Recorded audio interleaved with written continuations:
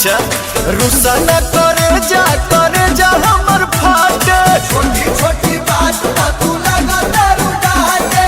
धनी हो सब धन तोहरे नु बाटे भाभी हो सब हम तोहरे नु बाटे। धनी हो सब धन तोहरे नु बाटे भाभी हो सब हम तोहरे नु बाटे। भगवती ना लो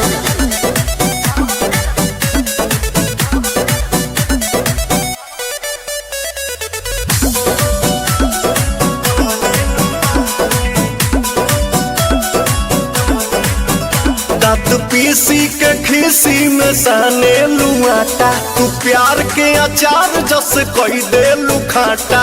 हाँ तो सुनो का बोला अब तहरा से हम बतियाए बहो राजा मिलने से बड़ी परेशान हम भइली हो दुख झेलने से।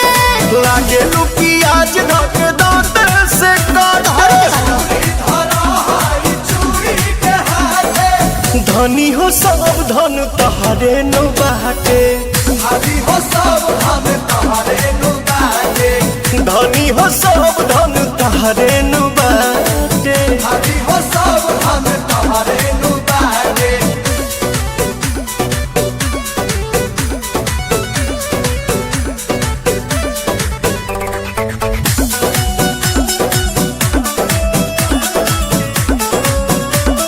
आई का हो चुपचाप खा।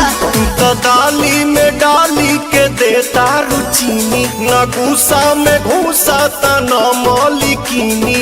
अच्छा और अपने से बना के खा।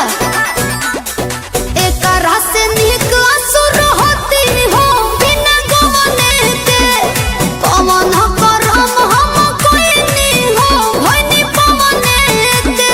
हाँ तो हमारा सुन तो बोलिए तो भइल बा बियाह न ले आईनी बलाते